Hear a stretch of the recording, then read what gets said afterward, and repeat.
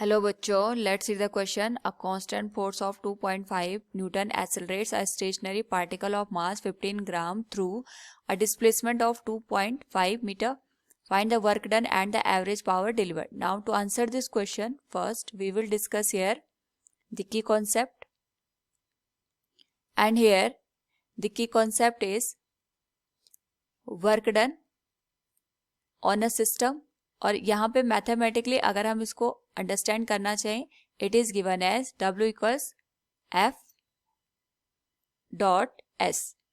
यहाँ पे अगर हम बाय डेफिनेशन इसको समझें तो work is done on an object when a force is applied on it and object do a displacement in the direction of the applied force. और बात करें हम यहाँ पे सेकेंड कॉन्सेप्ट की, it will B the average power,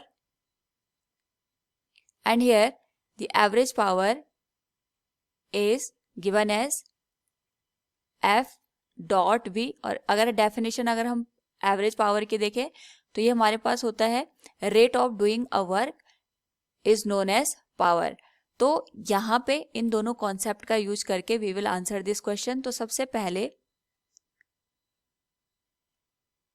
हमारे पास जो question में डेटा गिवन है उसके अकॉर्डिंग एक फोर्स हम अप्लाई कर रहे हैं and force is constant, it is of 2.5 Newton.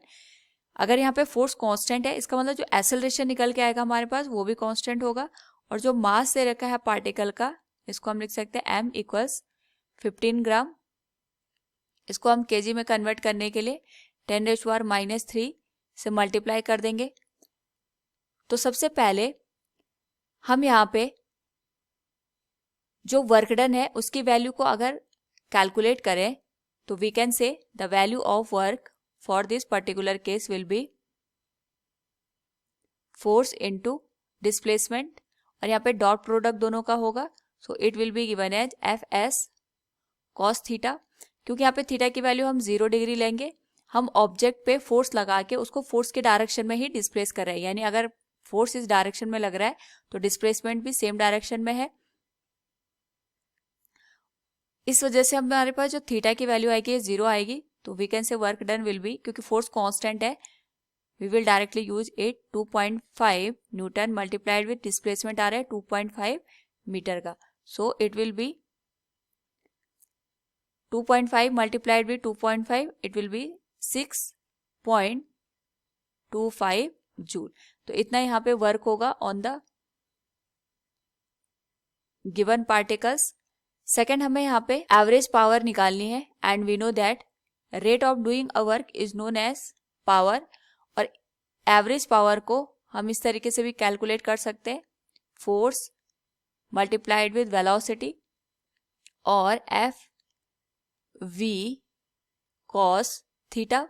यहाँ पे जो थीटा की वैल्यू आएगी वो 0 के बराबर आएगी, क्योंकि अभी जैसे हमने देखा था जिस डायरेक्शन में हम फोर्स अप्लाई कर रहे हैं उसी डायरेक्शन में डिस्प्लेसमेंट हो रहा है और फोर्स हमारे पास जो वेलोसिटी है उसकी डायरेक्शन भी सेम रहेगी. So the average power can be written as, force हमारे पास लग रहा है 2.5 न्यूटन का और जो वेलोसिटी है ये यहाँ पे हमें पहले फाइंड आउट करनी पड़ेगी.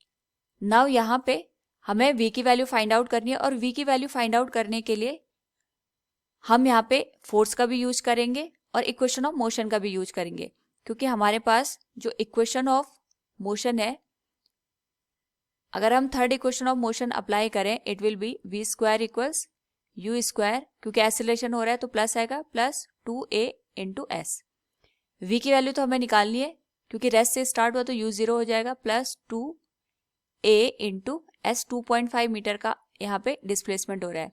नाउ हमें यहाँ पे एक्सेलरेशन की वैल्यू निकालनी है and we know that from the value of force is given as 2.5 newton. Force को हम लिख सकते हैं m इंटू a will be given as 2.5 और जो a की वैल्यू होगी it will be written as 2.5 divided by mass. Mass की वैल्यू दे रखी है 15 into 10⁻³ metre per second square. तो इस एक्सेलरेशन की वैल्यू को अगर हम गिवन इक्वेशन में पुट कर दें तो हमें यहाँ पे v की वैल्यू मिल जाएगी, it will be v square equals 2 into 2.5 divided by 1.5 into 10⁻³ multiplied with 2.5। यहाँ से अगर हम v की वैल्यू फाइंड आउट करें, we can say it will be v equals 19.28 metre per second हो जाएगा। और यहाँ से अगर हमें v की वैल्यू मिल गई तो हम पावर की वैल्यू निकाल सकते हैं। Average power will be force into velocity. Theta की वैल्यू हमने 0 ले ली थी, तो फोर्स की वैल्यू है 2.5 न्यूटन मल्टीप्लाइड विथ 91.28